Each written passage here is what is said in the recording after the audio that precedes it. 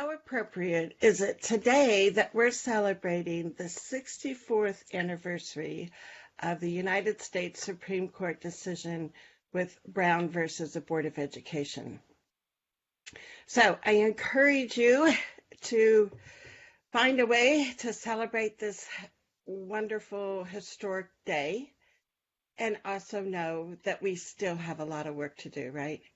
Um, but I want you to think about for a minute, what kinds of discrimination has your child endured because of their disability? How much disability pride does your child have? How much pride do you have because of your child's disability, not despite it? Well, that's what we're going to be talking about today. We're going to be talking about ableism versus acceptance and difference really being celebrated. So join me in the comments. If you are watching us live, type in your name, where you're coming from. If you're watching the replay, do the same thing. I'd love to be able to welcome you individually. So I am very excited about the opportunities that we have with this new kind of found embracing of our children and who they are. And I want to check and see if I'm live because it just looks a little bit strange. There we go. Okay. So when we're going through today's broadcast, I'm hoping that you'll be taking away some things that you can incorporate into your life, into your child's life, help others at school especially try to identify with. So instead of thinking my child has so many gifts to contribute despite his or her disabilities,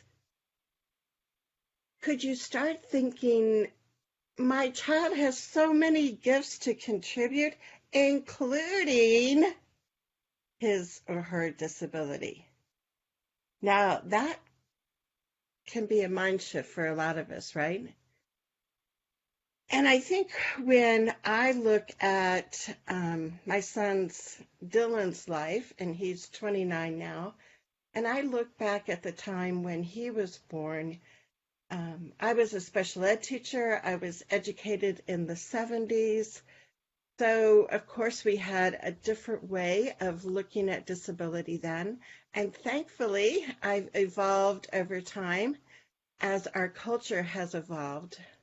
But I still think there were parts of me that wanted people to get to know Dylan as a person, and I was kind of putting his disability on the side. And I think that's probably one way that we can look at, is that ableism? When we want our children to be accepted for who they are, but we're not including that part of them where their disability shines, and their disability actually is thought of as an extraordinary gift that they have, and that they can be contributing their gifts and strengths to others. That is the lesson that I'm hoping that we'll be starting to ponder more and starting to embrace more. Oh, let us know what you're thinking, because I love when we get feedback. That to me is like really important. So like I said, today we're going to be switching from a mindset of ableism to authentically celebration of differences. So I would love for you to type in the comments what made you more interested in exploring the topic of ableism, because I'm going to go over and magically connect my bot here if I can while you are commenting, because I want this to be connected before we bring it up. So let's see here if we can make this magic happen. Magic, magic. I have to see where. I think we'll have to do this in a moment. But if you are interested in a one-pager that I wrote about the difference between ableism and acceptance, or the disability between looking and kind of having more pride with people who are considered neurotypical versus people who are considered neurodiversified, type the word chart in the comments and I'll get my bot set up after our video and you can get a hold of this chart. So one of the first things I wanted to talk about was identity first versus people first language. If you're like me, you probably, I'm trying to think, like maybe in the 80s, started thinking or hearing about the concept of people first language. One of my best friends, Kathy Snow, is the author of many different articles that I think first talked about people first language. And that's putting the person first before the disability. So I say my son happens to have Down syndrome. I don't say I have a Downs kid. But then in the past, I don't know, decade or so, in some cultures, some disability cultures, they have said, you know, I want to first be identified with my disability. So I want to be called an autistic adult. I want to be called a deaf student. I want to be called a blind student because I identify with that culture. And to me, that's the most important part of me. So what I think is important is to not only look at that identity versus people first language, but also the concept of disability pride. And we'll go into this in a little bit here. And then the third thing that we're going to look at today is having high expectations and looking at what broad expectations mean. So going back to identity first or people first. Type in the comments, do you use more identity first or people first language? Because I'm curious. I would like to see what you experience and how you define things. So let us know in the comments. And if you're watching the replay, you can still type it in the replay because I'll be back here. So I see we have some people live with us. Let me turn this down. So we have people, Nancy from Colorado saying people first, Sarah saying it depends. Another person saying this is all new to me. You have introduced it to me. Thank you. Dinah is with us. Hey, Dinah. She said, I'm interested in exploring ableism more because without exploring ableism fully and understanding, let me see if I can see the rest of this comment, it in our actions, in our thought patterns, in our values, in our systems, we can't ever move forward. Yes. And Sarah wants to see the chart. So Sarah, I'll send you that link when our video is done. Sarah says, a brilliant person I know introduced me to the concept of ableism and how pervasive it is. Yes, and some people are sharing. So if this is a topic that you think others are going to be interested in, please share it with your Facebook page, with other groups you're in. So to me, I would like us to see us do less either or thinking. So to me, it's not identity first or people first language, but we can do both. So instead of versus, I want us to use and. And I think if you were with us last week, you heard Dinah talk about it's important to look at the person's preference. If a person has a preference for using identity first language, please use that. If the person has, a preference for being using people first language, please use that. We need to be respectful for what they want to claim as their personhood. You might have heard of this quote a lot. It talks about nothing about us without us. And to me, this is very important because we want our children, even at a young age, to start participating and being involved in the process. So in this show, we talk a lot about special education, the IEP process, but really this expands to not only people with disabilities or disabled people, but it also expands to other students, other people that are marginalized in our society, people that speak a different language, people that come from another country and have their own culture, people of different races, all of those things, religions. We want to make sure that the people affected by our decisions, our students, are the ones that are speaking up and speaking out. So I know when my son was young, we did some purposeful things, but I would love to know how you're encouraging your child to be vocal and visible. So let me know in the comments, how are you encouraging your child to be vocal and visible? And Dinah says that she uses the identifiers that specific community prefers, but always respect the person's choice. Yes, totally. So while you're typing in there how you encourage your child to be vocal and visible, let me just give you a couple examples from Dylan's life, our child. So for Dylan, we wanted him to always be front and center when we had IEP meetings. So one of our goals was to have Dylan attend all of his IEP meetings, which he did. Actually, there were a couple that were a little more confrontational, and he didn't attend those. But I think right from the beginning, when Dylan was 3 years old, we had his first IEP meeting at our house.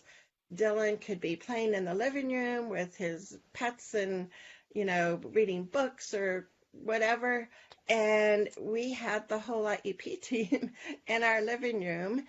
And it changed the tone of the meeting. It kept Dylan as this is the little guy that we're talking about.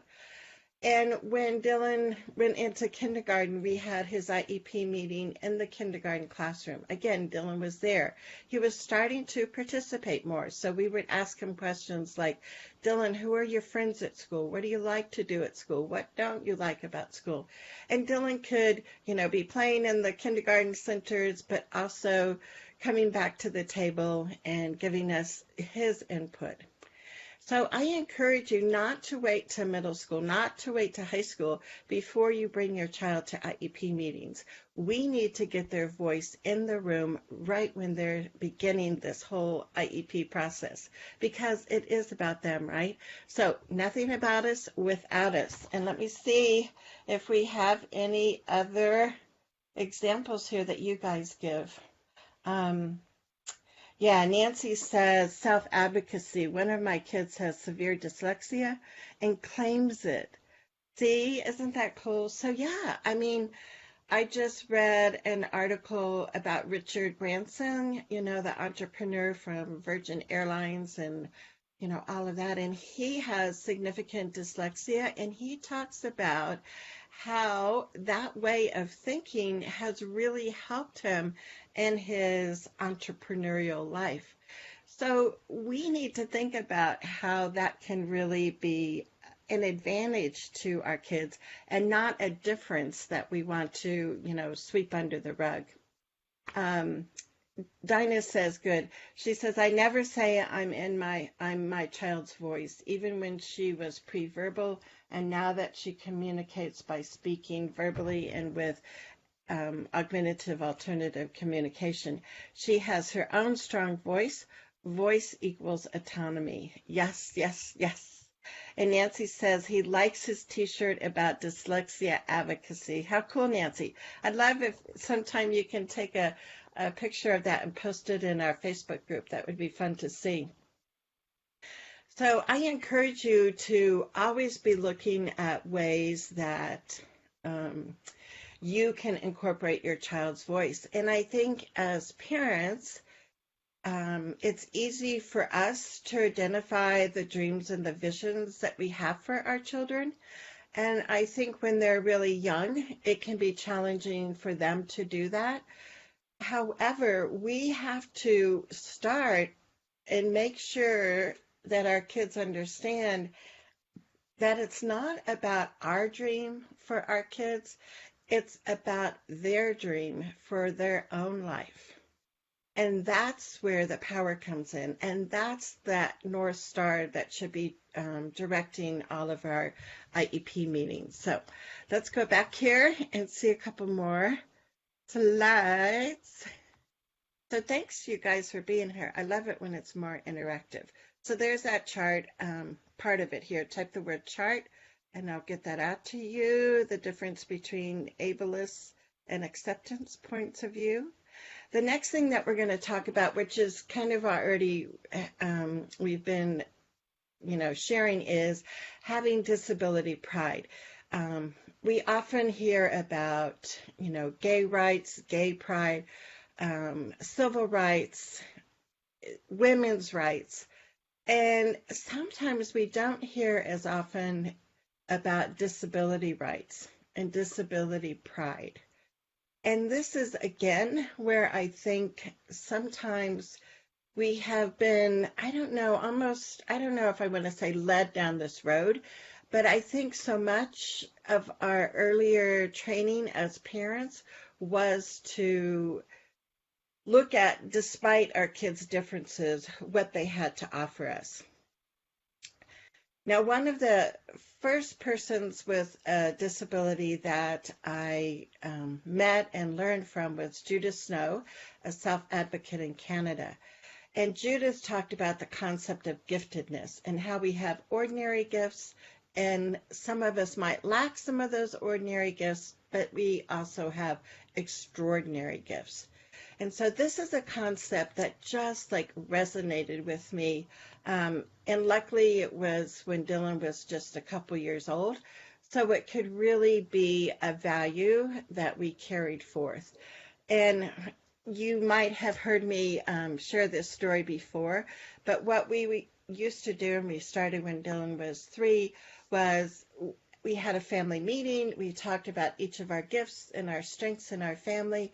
For Dylan, we typed it up, made it into a list of his extraordinary gifts, and we put it in a gift box. And we would take that gift box to each of our IEP meetings. And I would go through the story about, some of us lack ordinary gifts, like being able to walk or to talk in traditional ways or to figure out math problems, quickly. But some of us have these extraordinary gifts, like being able to persevere and set a goal and know that you're going to accomplish that, or that sense of humor that your child has, or the ability to tell truth, which sometimes can be a little bit embarrassing, but that's okay. So we talked about the sense of giftedness, and then we passed our gift box around, and everybody would take a sheet of Dylan's gifts. And that is how we started his IEP meetings.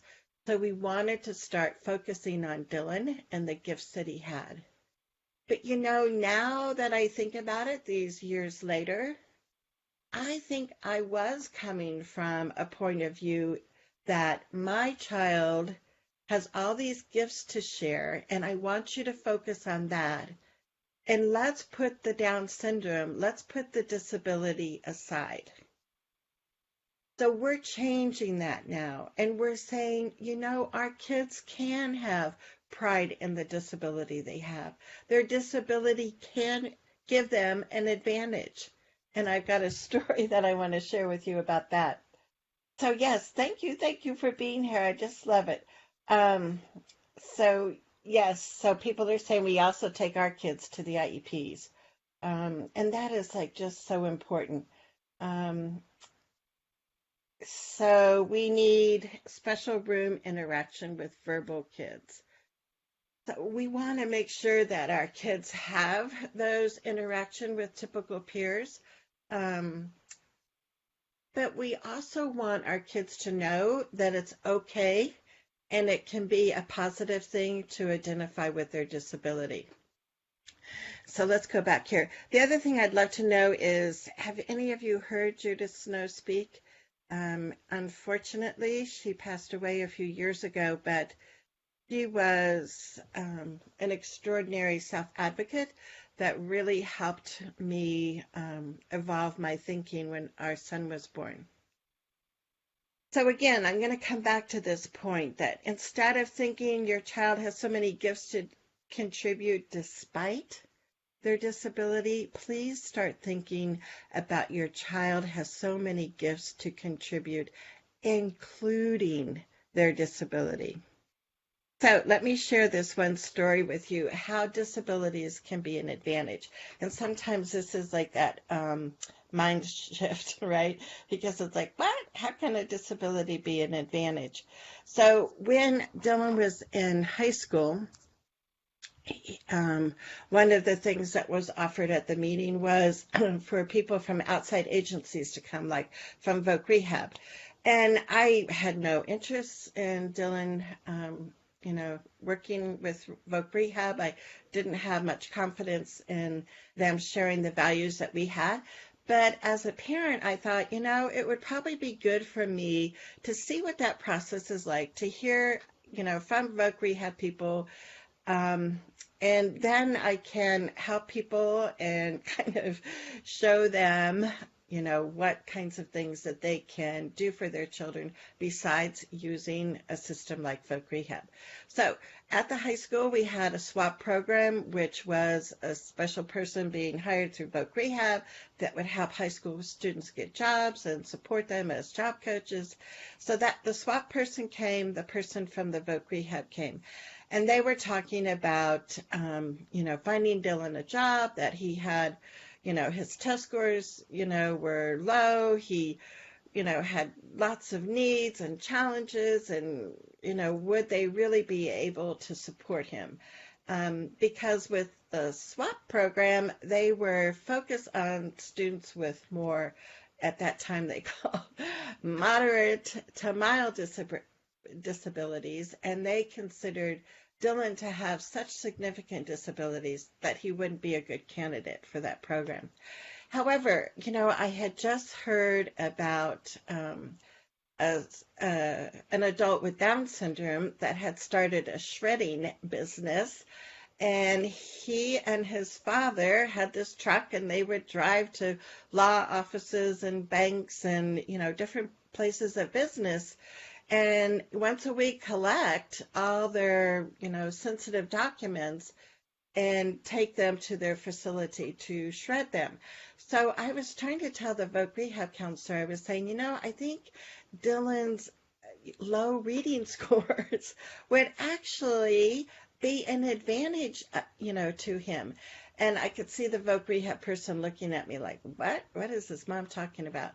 And I said, no, I said, think about it. I said, if he did something like a shredding business, I said, he wouldn't be able to read those sensitive documents, and people could feel, encouraged that the privacy of their documents were going to be intact. And the Voc Rehab counselor just did not get it. But I think we need to look and turn the tables and say, my child has this disability, and how is it going to be helpful? You've probably heard stories of the Navajo Native Americans who were code people in World War II, where they used the Navajo language to transmit sensitive military information, and nobody could crack that code. Now, that's not necessarily a disability, but it's something that they had that was unique to them that could be used in positive ways. Or, and I can't remember his name, I'll have to look up, a deaf football player who the coach said was an asset to the team because when he was on the line and people in the crowds were chanting and, it was hard to hear the quarterback signals, and people would be offsides, the deaf football player learned to, use visual cues, and he didn't ever have any offside penalties because he couldn't hear the crowd roaring and chanting. So there are ways that your child's disabilities can, in fact, be advantages. So let me know in the comments, what would be some advantages? So Nancy, what would be some advantages of your son having dyslexia? Or Dinah, what would be some advantages of your daughter having Down syndrome? And Lissa's here too. Hey, Lissa. So let us know in the comments because the more we share, I think the more we open up this discussion. So also, feel free to share this on your Facebook page or any groups that you're in. But let's look at examples of how disability can be an advantage for our kids. So let's see what you come up here. Nancy says that's incredible. Yeah, so it's just, it's another way. It's not just like a trick of changing how we think, but it's a deep set value that we need to change and embrace our kids' disabilities. And the other thing that I've noticed as an advocate is so many times I see special education as normalcy training. I don't see it as special. I don't see it as education. I see it as normalcy training. So think about that for a minute. And one of the examples I'm going to give you is when I was working with a mom in the Denver area in Colorado, and her son was just going into first grade. His kindergarten experience was horrible, abusive, so we were looking for a new school for him to go to, still trying to keep it within his neighborhood. And one of the schools that we visited that was highly recommended, we were talking with the special ed teacher before we went on a tour of the school. And she was saying, he's going into first grade. One of the things that we really feel is important is that he needs to look and act like a first grader before he's included in first grade. And it was like, what? I mean, talk about a red flag. It's like, what? He has to look and act like typical peers before you give him the privilege of being with other first graders. So that's what I want us to get away from. And I was at an IEP meeting yesterday where we were talking about a student coming into kindergarten, and the resource teacher and the kindergarten teacher were both talking about, well, there's really big differences between where he's functioning, where his peers are functioning, and it was almost like that's the criteria for him to be included is that gap has got to be really small, and that's not the case. And so if your child is included in kindergarten and first grade and second grade, and then you hit third grade and they go, ooh, the gap is so big, we don't really think we can support her or him in the general ed classroom, that is a red flag for you. And you need to call them out and you need to have a conversation about that. Because being included in general education, there is not a criteria that the gap has to be really narrow in order for you to be included. So we've got to change lots of patterns of behavior that we see in our public school system. And that's one of the things that I'm passionate about as an advocate. And I never introduced myself. I think we have some new people with us today, so I apologize. But I'm Charmaine Tanner. I'm a retired special ed teacher. I also was a general ed teacher. I'm a parent. I've been talking about my son Dylan, and I'm an advocate that is passionate about our children being included in general education classrooms and seen as a person that has a lot of gifts, including their disability, to contribute and share with others. So thanks for being here, because like I said, we have some new people. So that is cool, cool, cool. We're going to continue on. I'm going to check here and make sure that I'm capturing people's comments. So Nancy is saying that my son doesn't like wearing his shirt, but is glad to understand the differences he has in the way he learns. So yeah, so see, that's interesting. It's almost, there's still that tinge of embarrassment sometimes. And I think with my son Dylan, I think we didn't recognize that as much as we could have. And so I am trying to change that with Dylan and having him be proud of the disability that he has. So let's look at high expectations and broad expectations, because we know with Common Core standards and other state standards that your state has probably adopted, that we want to have high expectations for all students. In the disability world, you will hear about we need people to have high expectations for our kids in order for them to be achievers.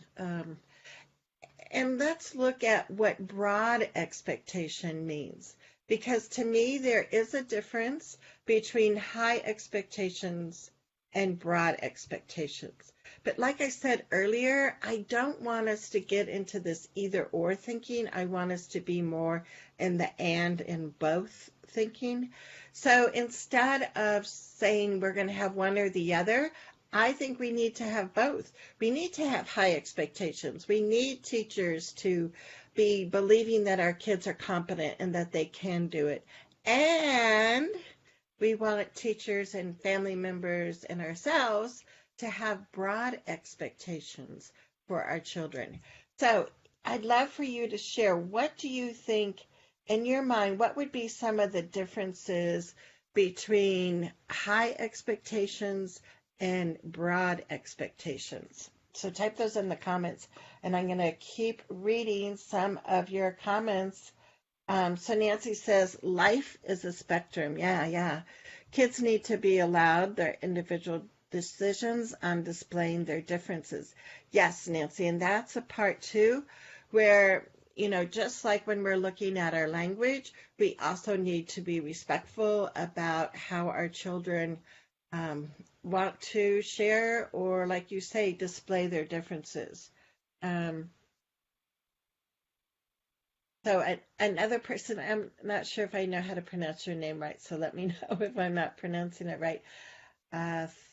Thela says, I don't want any child to be trained to be normal. Boo on that. Yes. And she says that she likes the concept of broad expectations, and to have us give an example. So type in if you have an example of what you see as a difference between high and broad expectations. So Dinah says, how Down syndrome will be an advantage for my child is kind of for her to discover. To me, she is just this amazing little being who constantly surprises and delights me. It's hard for me to separate her disability from who she is, because I can't imagine her as a person who does not have Down syndrome. So isn't that cool? I love it. So thank you so much. Fela, I'm not sure. She also says, while my daughter's unawareness to conform to proper behavior in a class lightens up a room and lowers a teacher's stress level with happy feels. How cool. I love how you describe that. That her unawareness to conform to the proper behavior lightens up a room and creates this happy feels in the classroom. How cool. So thank you. I love, love, love hearing your thoughts. Um, you guys are the ones that make it. So Dinah says high expectations equal proper participation in general ed curriculum. Broad expectations equal no expectation of showing knowledge or engagement in normative ways. And I think that to me is the big difference when we look at what's expected in normative ways. Um, so to me, we can discover so many more opportunities for our kids when we broaden our expectations. And when teachers only expect kids to learn in one way, to show what they have learned in one way, then we are cutting out so many students in the classroom from being able to shine and show what they know and can do.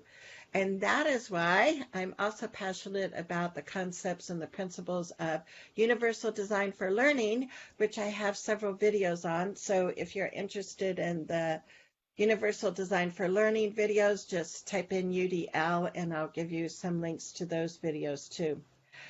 So let's continue on. How can we broaden expectations for our kids? So instead of, accepting that all kids are going to participate in one way, that this is how first graders do it, or when you're an eighth grader, this is how you do it. How can we help teachers and others understand that there are a variety of ways that students with and without disabilities can show what they know and what they have learned in the classroom? That's so key, right? So, yes, yes, yes. We have lots of agreement. Um, oh, so I'm sorry. So her name is pronounced Talia. Great, great, great. So Talia, tell us where you're from. I'd love to get to know you more. This might be the first show that I've noticed that you've joined us with. So thanks for being here. Again, I want to come back and stress the point that our kids have gifts to contribute, including their disability. So we have some time if you want to do some more individual questions and answers kinds of things. The other thing I wanted to show you, besides reminding you that today is the 64th anniversary of the Brown versus Board of Education decision, that this was a beginning 64 years ago, but we still have so much that we need to work towards. So I'm encouraged that things are changing, but I'm also, kind of like wanting to see more progress. And sometimes that's really hard to deal with that. We've had a federal law for over 40 years, and yet we still have this need to fight for the rights of our kids, especially in public schools. The other thing I wanted to share with you, which is a wonderful resource, is a book from Michael Bailey, and it's called Here to Stay: Americans with Intellectual and Developmental Disabilities. Michael Bailey, and you can get this on Amazon. And I wanted to read what was on the back of the book. It says, people with intellectual disabilities are virtually absent from American history. Why? Where are their voices? Why institutions? Why eugenics? Are things getting better? What is the future? These and other issues are addressed, as well as commentary on the history of the United States exclusion and steps to gain real membership in the American dream. And I recently heard Michael speak again in Portland at the All Born In conference, and I love the session that Michael does about the history of disabilities. And that, again, is part of disability pride, I think, for our kids to understand the shoulders that they're standing on as they're continuing to change the world's view and use disability culture as a way to show people that indeed it is a gift to have a disability.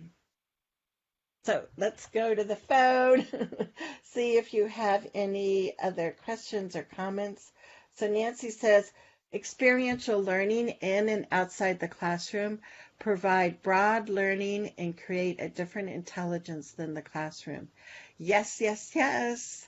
So that was the fun part for me when I was teaching is, um, the first 15 years of my teaching career, I was a special ed teacher, and then the last 15 years, I was a classroom teacher. But a thread that ran through that is I loved active learning and experiential kinds of things. So to me, that was a fun way to teach and a fun way for kids to learn.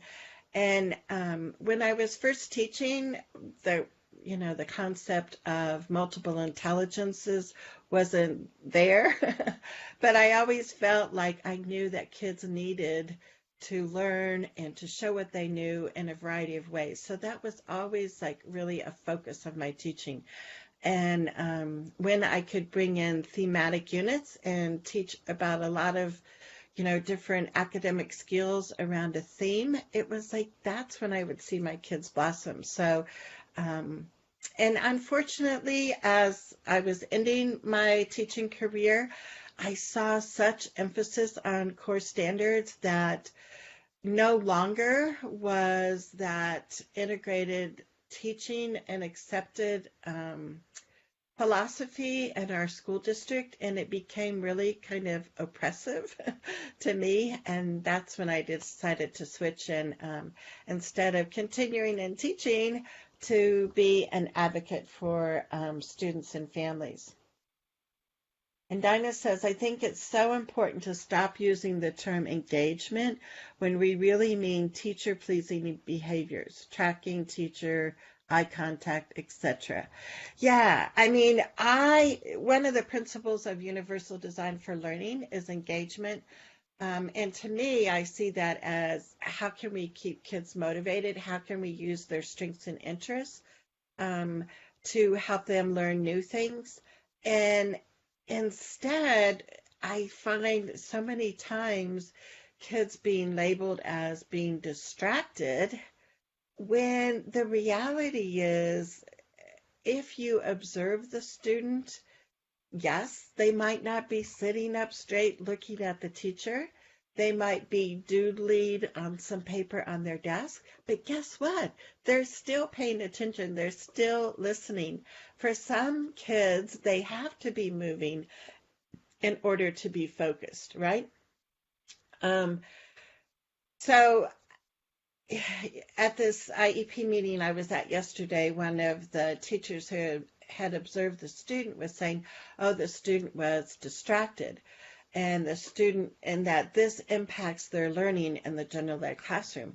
And the mother was so great on calling that out because it's like, so what did that look like?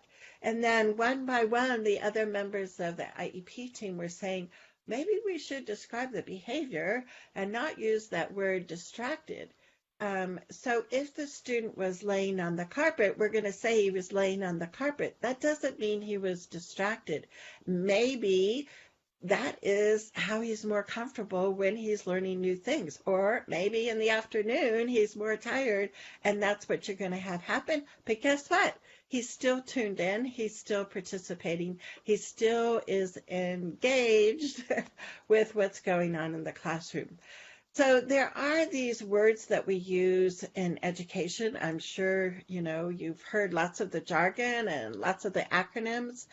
and they mean different things to different people. So I think when we are in IEP meetings, when we are having conversations with teachers, we need to clarify that language, because that can be a real barrier to our kids being totally accepted for who they are, including their disabilities. So I just love, love, love you guys being here. And Nancy says, yes, the gift of different perspectives. Exactly. And she says they may be completely absorbed in a thought of their own creative learning independently. Yes, and I know my husband talks about this when he, was in elementary school. He remembers this. When he was in college, he remembers where he had a very hard time listening to a teacher and taking notes. He would not be able to really understand what the teacher was talking about if he was made to take notes at the same time. So I'm sure on my husband's report cards, there are comments made by, teachers for his study skills or his, classroom participation, that he was, scored lower because he wasn't taking notes when he was supposed to during lectures. But for some kids, that's not how they're going to learn. And in fact, that will hinder their understanding of what the teacher is talking about. So we have to understand these nuances of our kids, and we have to help teachers understand how they can turn that around and how they can accept how different kids are going to be learning. Talia says, I see. Our individuality is the gift, not what our abilities produce. Oh, I love that. Simply to respect the person as is, dignity of the individual for existence. Yes, so maybe that's where we come down to it, right? That's that bottom line for all of us. And you've probably heard the slogan that civil rights are human rights. And that's where we're coming from as parents of kids with disabilities, as parents of kids of disabled children. We're coming down to that basic human right that we all have, those basic human needs that we have to be accepted. And if you've ever read or heard Norman Kuntz speak from Canada, he has a wonderful speech about Maslow's hierarchy of needs. So if you're interested in Norman Kuntz's work, I will put that link also in our post description, because we have so much to learn from adults with disabilities. We have so much to learn from disabled adults that's an incredible lesson for us as parents and for our children. So let me check here and see what other wonderful thoughts you guys have. I so appreciate you being here. It is so nice when we see a community of people that are committed to changing our public education system. And it's not to say that there aren't good things happening in classrooms around the country, because there are. Unfortunately, sometimes the parents that we connect with don't have those positive experiences. And that's why we need to be active in creating social change for ourselves and for our communities. So if you love this topic and other things like it, I would love for you to like my Facebook page, Visions and Voices Together, because that's where I'll be announcing what our topic is for next week. Every Thursday at noon Mountain Time, we are here live. So now that you know the space that we're in, I would love for you to keep coming back, sharing this with others. And until next week, let's make sure that we can ensure that our kids are safe, happy, and learning every day at school. So until next Thursday, I'm Charmaine Tanner. Take care.